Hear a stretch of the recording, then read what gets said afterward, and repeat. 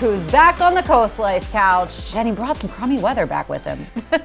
You know, I didn't bring it back. It was nice when I got back on Friday. So sure. I'm not going to take all the blame for that. But I am back. I was in Alaska for about a week. I got to go see all my old friends. Got to see a bunch of animals. We got to see things like bear and caribou and moose and all sorts of stuff. None of the things you see here. Yeah, you don't find them around here a lot. Not a lot. And I got everything I wanted out of my Alaska trip because it was beautiful. Everywhere you look is mountains, incredible sights, this and that.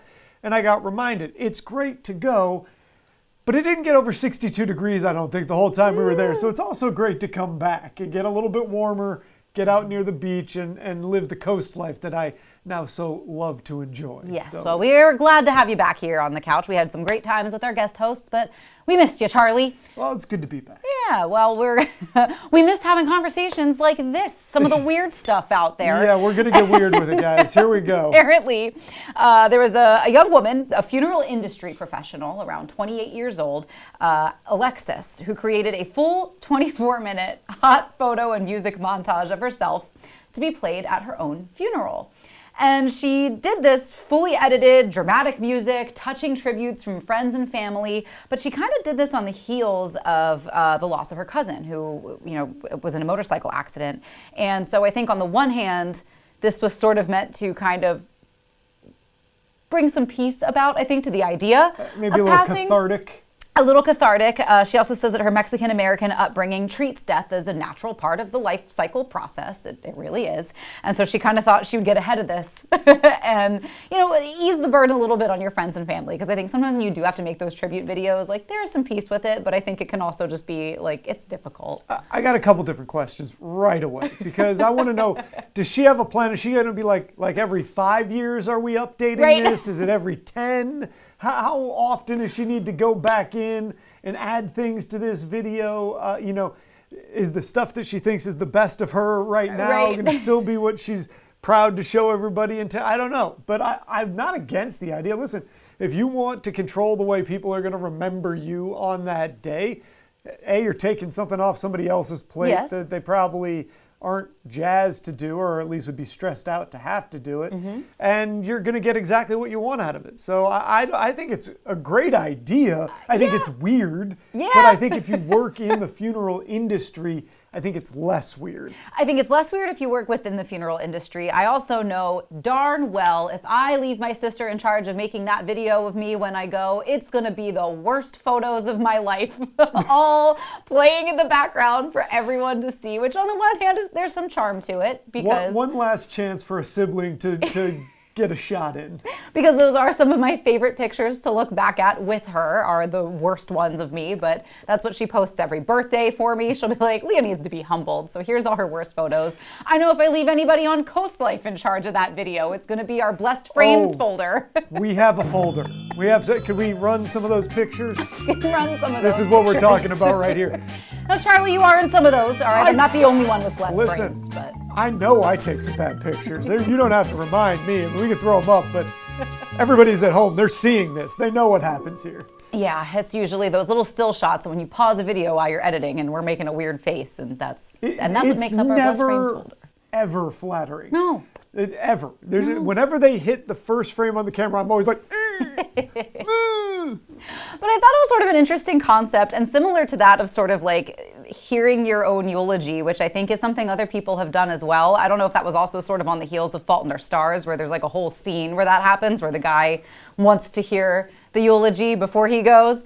So I get that though. Like there's a couple I get different it too. things because you see this with famous people, like when somebody passes away and then suddenly they get all their flowers that would have been great to hear when they were still alive, people that we all cared about greatly. So I understand it from that point. Yeah. I also like the idea of having at least some control over that experience when people are commemorating your passing, because while I might not do the photo album thing, like I think it'd be cool to have an idea, have a thing planned out ahead of time where like you've paid somebody well in advance to like show up with beverages to hand out to have one last drink with all your friends, or something creative or something interesting. I could absolutely see a value in that really does connect you with the people that are there mourning your death? I think so. I think it can really depend on the nature of how somebody passes. Obviously, the more tragic a scenario, the harder it is to kind of make light of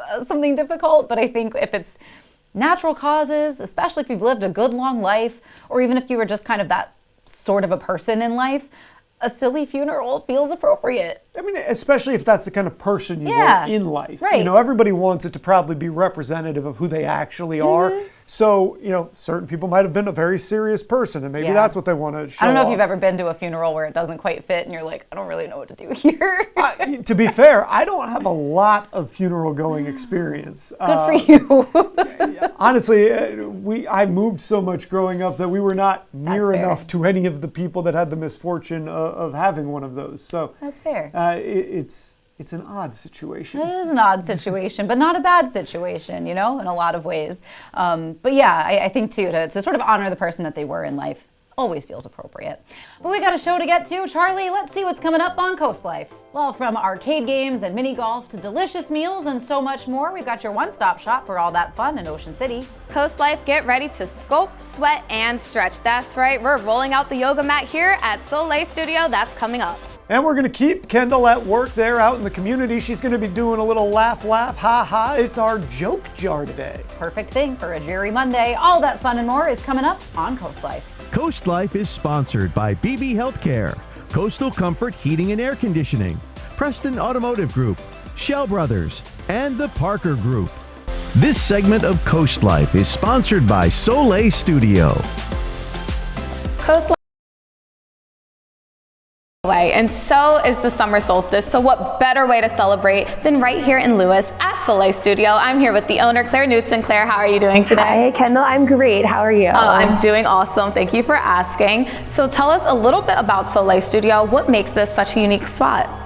Soleil is a lot different than any other studio that exists around here, mainly because of the class offerings that we have. So we have our 4 signature classes, our sweat class, which is our traditional power yoga class. It's in a heated room. We heat the room between 95 to 100 degrees. It's hot. It is hot. It is very hot, and the people love it. And then we have our sculpt class. So that is where we blend yoga with strength training. So also in a heated room, that is our signature class, and really nothing like that exists around here. So it's been really great to see people coming in trying something new and then falling in love with the new format. It's my favorite class to teach, and it makes me really, really happy to see people so open to it and just really loving it. We have our restorative class, which is our stretch class. So that's in a warm room. It's much slower pace. It's really good for days where you just need to slow it down, rest, but you still want to move a little bit and feel like you're doing something, and just stretch out your body.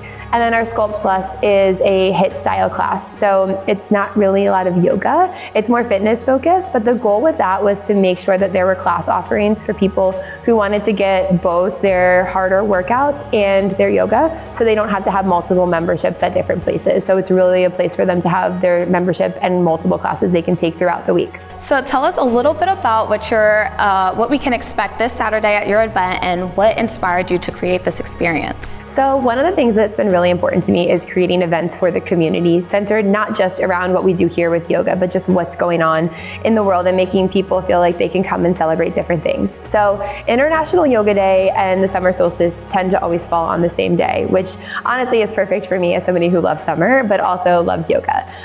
International Day of Yoga is purely a celebration of yoga. It's a day to celebrate our practice, and it gives us an opportunity in here to do something a little bit special. Now, in the yoga world, we do bring in a new season, whether it's summer, winter, fall, or spring, with what's called our 108 sun salutation class.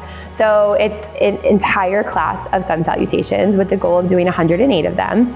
And it's really a way for us to connect back to ourselves. So 108 is a really significant number in the yoga world. It represents connectedness and wholeness. And when you're in here moving through just 108 sun salutations, it's essentially a moving meditation, but it's also a really good challenge. So I thought, what better way than to combine and celebrate the two of them than to have an event here. So we're going to start with a power yoga class at 8 a.m. on Saturday. That will be an hour. And then we'll have our 108 sun salutations at 9:30. And then one of our other instructors is a breathwork guru. She's incredible. And something that is also really, really significant in the yoga world is breathwork. So she's gonna come in and lead a 30-minute breathwork session for people at the end of it. So people can come to all of the events, they can come to one, they can come to two, they can just pick and choose what they wanna do. But I wanted to create a space where people could come in and celebrate their practice and welcome in the new season. Oh my gosh, that sounds like such a fun time. And honestly, Claire, I'm a little excited to try this out. Can you walk me through some of the moves that we're gonna be seeing on Saturday? Yeah, so let's get you up and let's bring you through a sun salutation. Awesome. Bend forward and then walk your hands all the way out so that your hips are up in an inverted V. Good, lift your hips up and back and then push down through your palms. Yeah, gaze back between your legs. Good, and then take a breath in and look to the top of your mat. Walk your feet up behind your wrists and come to a forward fold at the top of your space. And then on your next breath in, come to a halfway lift. So bring your hands to your shins or your thighs and just push your hands into your legs. Keep your gaze down. Good, take a big breath in. And then on your exhale, fold back down to the mat. Bring your hands down. Good, bring your big toes together to touch.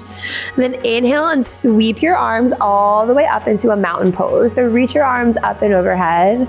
Good, and just keep breathing here. Root down through the four corners of your feet and get really strong through your lower body. Beautiful. Inhale back to your halfway lift, hands to your shins or your thighs.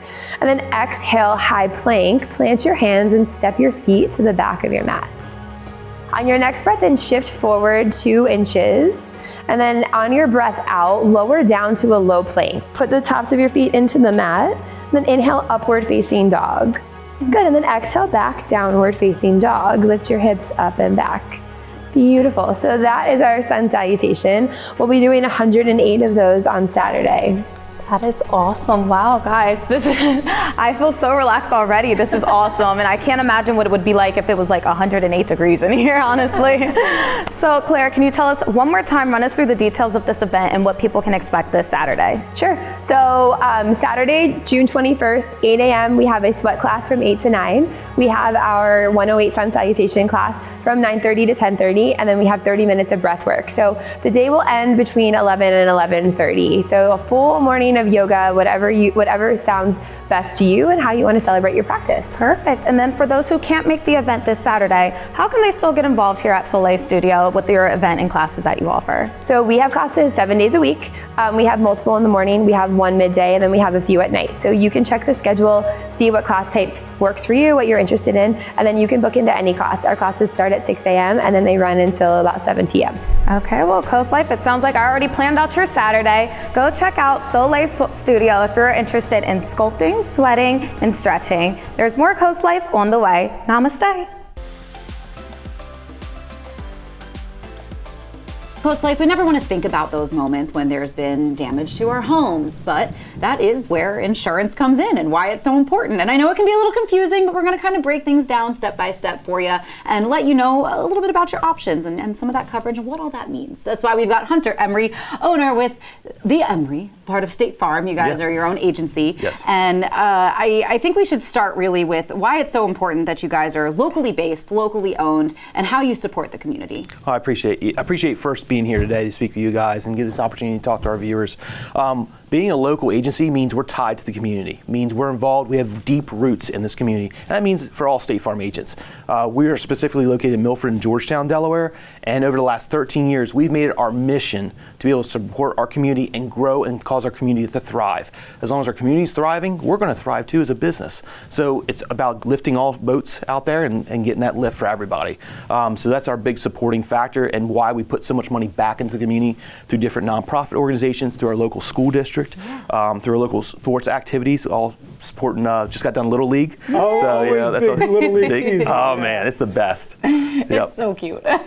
So one of the things that we wanted to talk about today was sort of the planning ahead a little bit, if you will, like making sure that you're covered or you're putting enough aside in case you need to do home repairs, whatever it might be, if something's gone wrong with the house. What do our viewers need to understand about how to plan ahead? Okay, 2 things I always point to first. Your estimated replacement cost on the value of your home. Yeah. So when you think about your home value, there's 3 things a lot of times that viewers will think of. They'll think of the value of the home if they were to sell that house. Well, one house that might be worth something in Rehoboth Beach is going to be worth a lot different number in, let's say, Bridgeville, Yeah. right? So we can't look at the real estate value. We got to look at what it's going to cost to rebuild that home. So that's the estimated replacement cost. That's the second one I always talk about. And the third is the assessed value.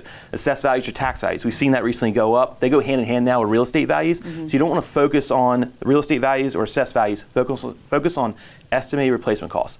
That's what it's going to cost to rebuild that home to put you back in the same spot you were before that loss. That's the cost of materials, the cost of labor. We use a software program that allows us to figure that number out. Unfortunately, what we've seen is inflation has gone dramatically up over the last couple of years. Now we have the situation potentially with the tariffs too, playing a role in that. So when I have an insured who sits down with me to review their policies, let's say for instance that home costs $500,000 on paper to rebuild. When we really dig into the details, it's $750,000, $800,000 now to rebuild that home. So that's the number one thing we always look at for them. And so this goes into how much coverage you need then, what you need to have so that you're able, if the worst happens, to rebuild that home? Exactly, because think about insurance as a contract. It's an agreement between you and the insurance provider, and we're agreeing to pay X to rebuild that house for you. If it comes in over that, you're on the hook for everything else. Right. That's out of pocket. And that can be a significant number for a lot of policyholders. So it's really important to sit down and review that with your local State Farm agent. That's the whole idea of having a local agent. It's not a 1-800 number. It's going in and meeting with your local agent and their staff, who are also all local folks, to review their policy to make sure you're in the right place. Because if there was a fire and you had a loss, we're going to be there on the scene. How often should folks touch base with their insurance person? Is this something that you do once a year, once every 5 years? You know, how often do you think people should check in so that they know that they're taken care of? Great question. I always ask every 2 years. Every 2 to 3 years, sit down, listen, review it. Every year you're going to get something in the mail with your renewal on your home insurance. And it's going to say, hey, look, here's what we have your home insured for. Has anything changed? Have you done any updates to your home? But every 2 to 3 years would be best to sit down with us and review that, or even just calling. You can do it right over the phone with us. We'll go through the whole thing. It's a very convenient, very simple process. We also do it by email. That's the number one thing. The second thing you always have to look at is your deductible, because that's your out-of-pocket expense. That's the agreement you saying, this is what I'm willing to pay to help with this repair. If you can afford to go with a higher deductible, and you have the cash on hand, go for it. It's going to save you a lot of money on the cost of your insurance. However, if you're in a situation which you can't, take a lower deductible to be able to be prepared for the fact that you're probably going to pay out this amount of money and everything else is going to be taken care of by the insurance company, as long as it's within our contractual bounds to take care of it for you. Yeah, I mean, do you have any other sort of stories that folks can relate to? I mean, I know there's been an uptick sort of in tornadoes that have actually done some damage to homes here in Delaware. I know hurricane season officially on paper has started, even though we tend to see those bigger storms in the fall. Right. How have you kind of stepped in and helped out the community? Yeah, so one example is, unfortunately, we went to that event 2 or 3, I think it was 3 years ago now, in Greenwood. Yeah. We had a total of 8 homes that had total loss. Lost everything from that storm. And when we started digging through and going through the policies, it takes a long time to get a home rebuilt. Yes. It's a strenuous, long process to go through that. Lucky for our State Farm customers, we were able to help them and get those homes rebuilt, but we're looking at some of those homes took us a year and a half. It's really important to understand that this isn't going to happen overnight. This is going to be a long-term process. Now, the great thing about your insurance policy, though, and what we have on our plans that we work with our policyholders on, is we're going to put you in a place, either a rental property or a hotel, till that home is rebuilt, and not some fly-by-night location. It's going to be something decent, because it's going to be a long-term process to do that. And the same thing applies for all your belongings. We have to rebuy everything for you, all the way down to spoons and knives. And it takes a while to get all that stuff together. But we're there with the step-by-step process through our claims adjusters and the local office to work with you on, this is the items you can purchase, go out and buy what you need. We'll cut a check right at the scene, over $10,000 usually, if we have a significant loss like that. That's one thing we noticed with the Greenwood experience. That's the largest tornado we've had in this area. The weather is changing dramatically in Sussex and Lower Kent County, and the whole Eastern Shore.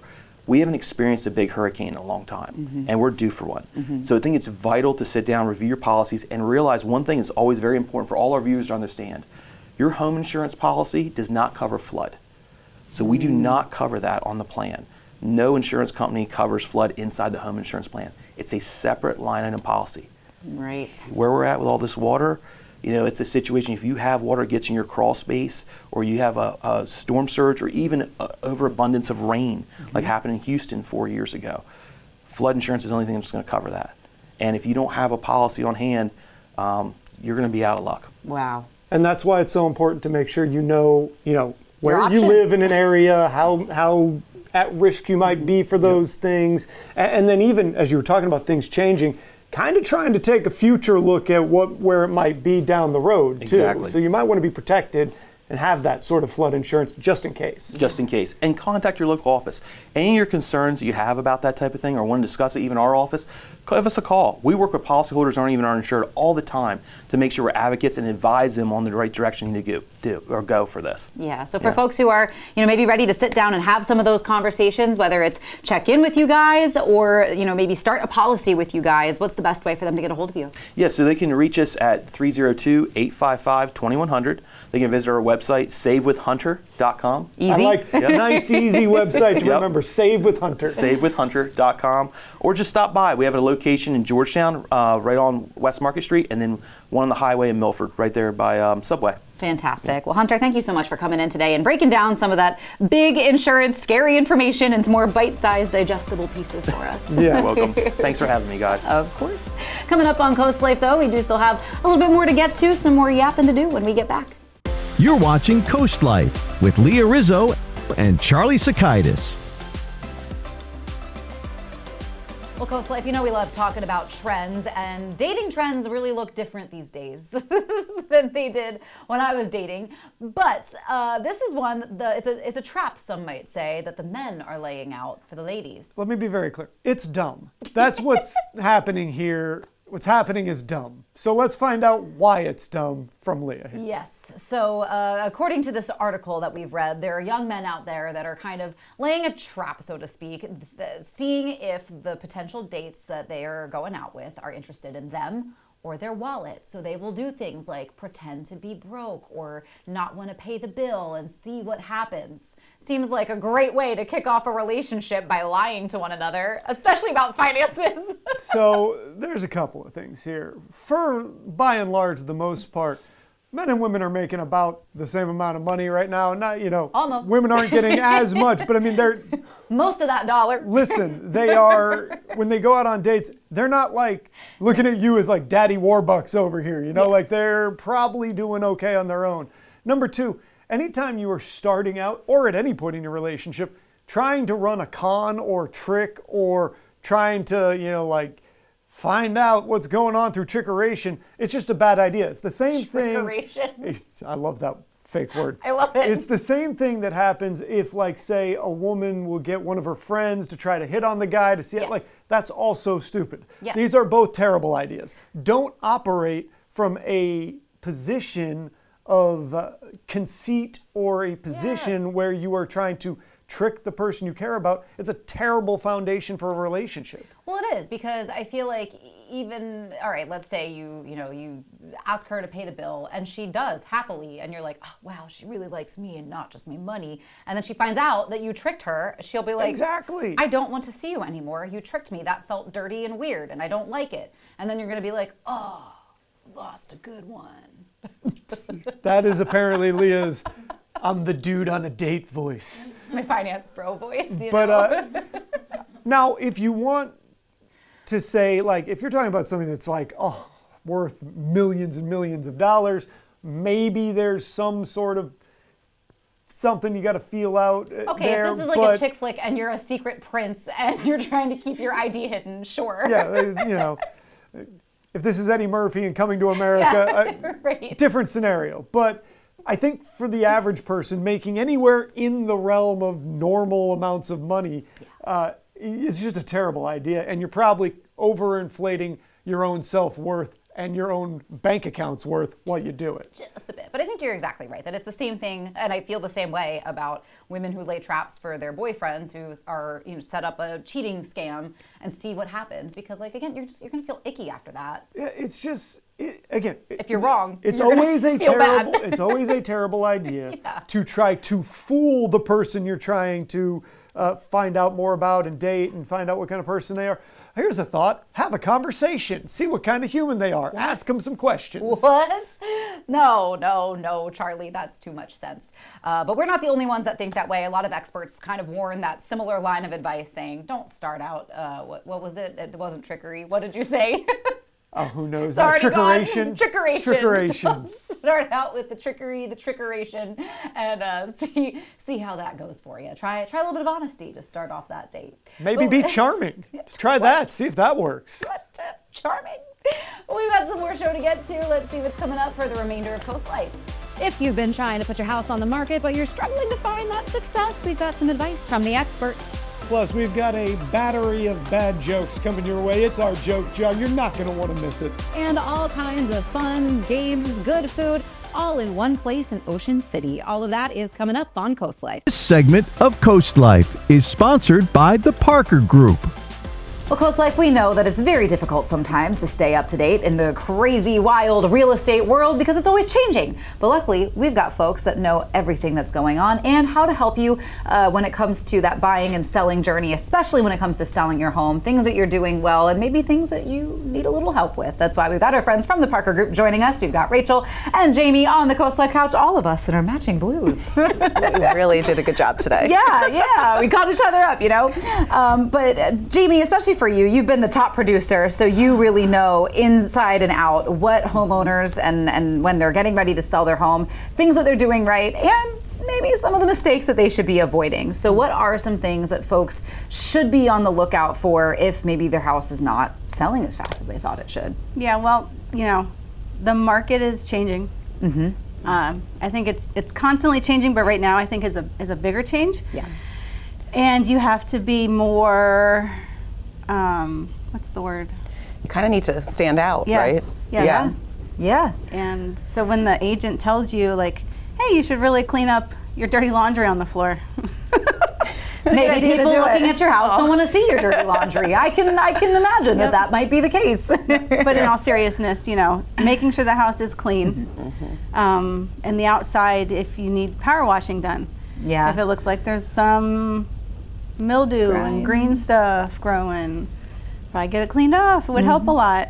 Yeah. You do need your house to stand out now in this market, not blend in or feel, Yeah. you know, like it's going to be a project. I think Yep. we do, while we live in a wonderful world of plenty of effective DIYers, I feel like when it comes to buying a home, you don't want every aspect of that home to be a project, I think. Exactly, yeah, and we find that a lot of sellers are still in the mindset of like during COVID, you just put your house on the market and like you really didn't have to do a whole lot. You would get 10 offers, it would sell above list price.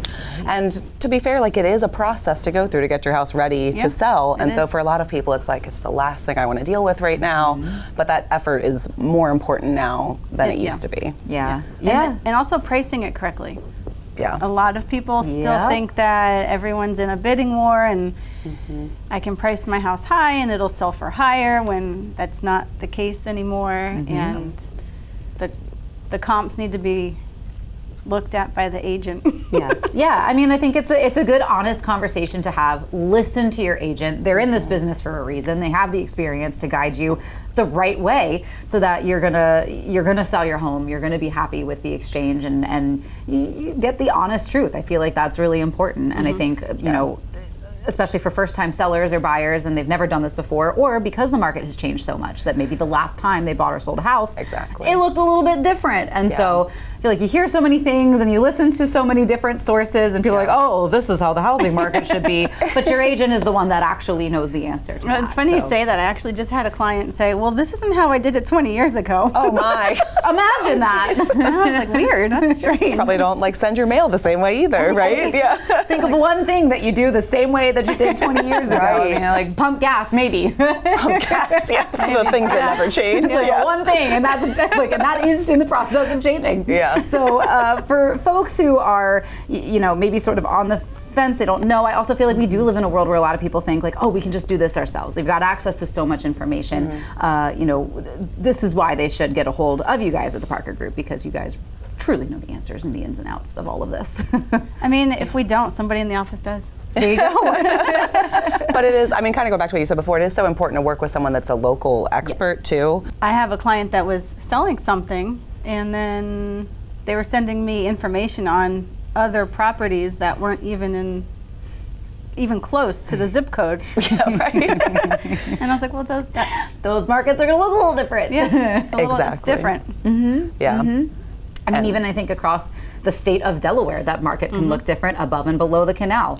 Yeah. At the beach is going to look a lot different than middle of the state. Yeah, so my dad always jokes, because we're from Maryland, like Delaware has all the mill towns, and I think if you're not from here, you can mix up like Milford, Milton, Millville, you are Millsboro. from here, like, even exactly. And so it's so important to have someone that understands this market inside and out. Like we said, Jamie has literally been the top producer for months, so she is like really well versed to walk people through this. And the most important first step is just to sit and talk with someone like Jamie and like let them see your house, see the neighborhood, and give you like a very realistic price at which it can sell, and the things that you need to do in order to get it to that point. Yeah, perfect. Yeah. Even if we think that the client isn't going to like the answer, we still give the right answer. That's the answer. Yep. And I mean, I think it's always hard and stressful, because it is often a stressful time in your life when you have to sell a home, and like you said, to stage it properly, you gotta clean the house, get the kids out of the house, the pets out of the house, all of that stuff. So it's constant moving parts, and that is where the Parker Group comes in. So if somebody is ready to kind of start this journey, how should they get a hold of you guys? They should probably call my cell phone. Get in line from right here. Jamie's a busy girl. I do answer it too. Do you want to give your numbers so people have a minute to write it down? 757-575-6721. There you go. It's also jamie@theparkergroup.com, right? Yep. So email is easier. There you go. Or on Facebook. You can on find her Instagram. anywhere. Many ways to get a hold of Jamie here, or anybody at the Parker Group that can help answer any of your questions. Well, thank you guys for coming in. As always, we appreciate it. Well, we've got some more Coast Life to get to. You don't want to miss it. This segment of Coast Life is sponsored by Ocean City Tourism. You're watching Coast Life, and for great food, great views, and great fun, you got to check out District 24 in Ocean City. We're going to be chatting with Cole Toston about all of the fun that you can get here. You guys have all kinds of amazing and incredibly fun stuff going on. Tell us a little bit about District 24, because you almost never have to leave. No, you don't. Go find some place to sleep and we'll take care of the rest. There you go. So what are the sorts of things people can explore when they come to walk around District 24? Well, when you first arrive, you'll be able to see our large facility, which includes our miniature golf course, our arcade, axe throwing, and then we also have our cafe, which has breakfast and lunch every day. It has the arcade, which I mentioned, our small pizza restaurant, which is called Craft, which you can go do dine in or carry out with a great craft cocktail bar. Right next door, we've also got our crab house, which we're sitting in right now. Both indoor and outdoor dining, great views, right on the water. Then of course you can head on upstairs to our rooftop restaurant, which is the Embers, which is a new iteration of the Embers. You know, we've evolved for over the time to try to meet the need of Ocean City, and this is the newest version, which is kind of a nod back to what the Embers was when it first opened. Sure. So what really draws, because this is it's a family-friendly spot. You've got the mini golf, you've got the arcade for the kids, and sometimes the bigger kids too. They're the kids at heart that love to play. What do you think makes Ocean City such a great fit for you guys that keeps bringing families back year after year? Well, I think it's just the diversity. I mean, you can go in Ocean City and you can enjoy entertainment, you can enjoy the beach, you can come here with your friends as an adult, you can come with your childhood friends, or there's a lot of people who come back and meet their childhood friends here as a, just as a reunion type of thing. It's a tradition, It is. And, it's been a tradition for my family. We're 3 generations in Ocean City, and it's something that we want to maintain. We believe in something called generational patronage, where, oh, my grandfather ate there, my father and my mother brought us here, like we want to bring our kids here, and that's the kind of tradition that we want to continue to build. I know we can't wait to see what the Embers has upstairs, but before we get up there, we're also going to check out some menu items of Blue. Now, Cole, I know there's a lot of dining options here at District 24. We're chowing down at Blue. Tell us a little bit about what's in front of us and what people can find here on the menu. So this is one of our featured items. It's a ceviche. It's shrimp, scallop, and crab with roasted corn, tomato, and avocado on top. Ooh! Served with tortilla chips.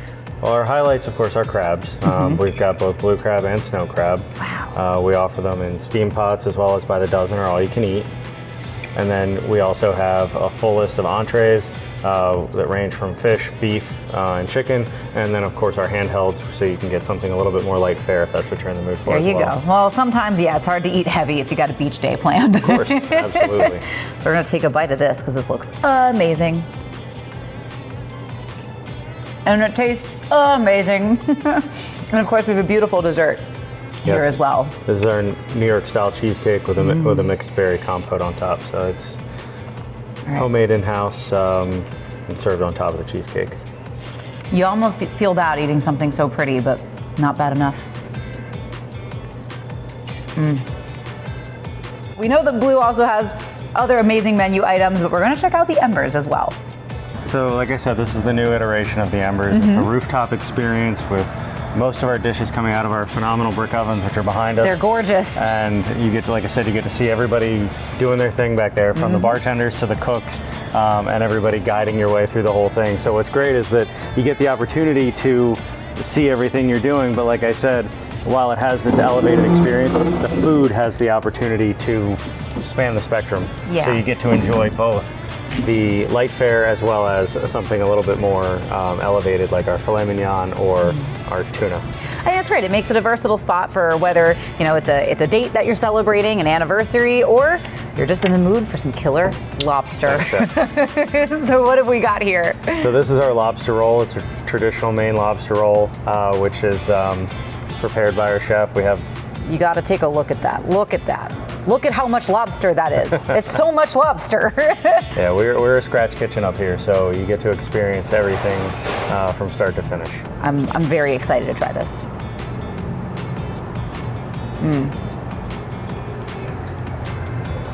Now that's a lobster roll. It's the perfect balance, I think, of just like the joy of seafood, but it's light and refreshing too. It's not going to weigh you down too So this is available on our bar menu as well as one of our appetizer options in the restaurant. Cole, thank you so much for having us today here. Absolutely, thank you. Of course. I'm going to take a minute to finish this off, but for all of your gaming needs, your mini golf needs, your food, you can find it all at District 24 and so much more, as you heard. But we've got more Coast Life coming your way. Don't go anywhere. This segment of Coast Life is sponsored by Kids Catch. I'd say get ready for the ha-ha, but I'm not sure how funny the actual jokes are going to be. I know we've got something fun coming, though. Yes, of course, because it's Monday. So we have a joke jar for you, thanks to our friends at Kids Catch. Our field correspondent, Kendall Gordon, is going out and about in the town of Milton to see if she can make you laugh, roll your eyes a little bit. Let's see what she's got. Where do fruits go on vacation?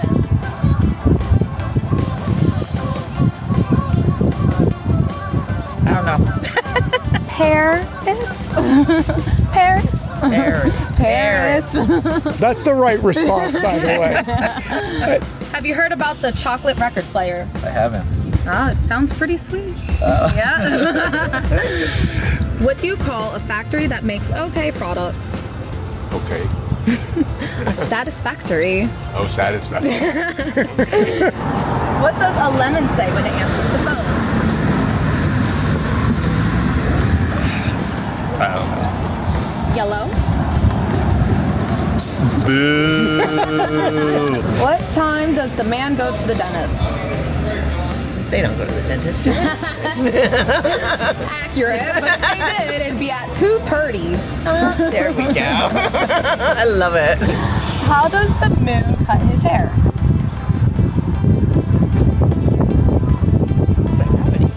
No, he doesn't.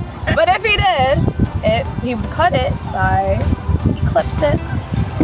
Okay. Clips it. Clips it. I know, they're a little cringe. Ready? Yeah. Where do you learn to make a banana split? How do you make a banana split? Where do you learn to make a banana split? In a dairy? That's a good guess. It's actually at Sunday school. Sunday school. Never went to Sunday school. Why do seagulls fly over the ocean? Because they can't walk. Good guess, but it's because if they flew over the bays, they'd be bagels. Okay. Love a good, terrible joke, and especially on the heels of Father's Day, I feel like it's always appropriate to have just a cheesy, bad joke. Did you hear that? I think it went wah, wah, wah. It did. But don't forget that Kids Catch is your one-stop shop for all things fun, especially as we gear up for summer. They've got plenty of great outdoor games and activities to do, but also when the kids are bored and they're complaining about being bored, you can give them something to do that's going to work their brain a little bit as well. But all kinds of fun to be had at Kids Catch. Charlie, though, he's got to go get ready for Coastal Music Time. Going on. So we'll let him go down the stairs and get ready for that, but we still have a little bit more Coast Life. We're counting down the days to summer when we get back. Well, Coast Life, we always have so much fun hanging out with you today here on the couch, but it is almost time for us to go. But before we do, don't forget we are counting down the days to the official start of summer, and that's all sponsored by our friends at the Bayside Resort Golf Club in Selbyville. What are you celebrating this summer? If it's a wedding, retirement party, baby shower, or maybe you're just getting a little get together, but you wanna jazz it up a little bit. Our friends at Bayside Resort Golf Club have you covered. Beautiful venue space inside and out, and they are just going to make your event super special. So only 4 more days to go until the official start of summer. We can't wait, but we gotta let you go. Charlie's downstairs getting ready for Coast TV News at 5. That's up next. Great rest of your day, and we'll see you tomorrow.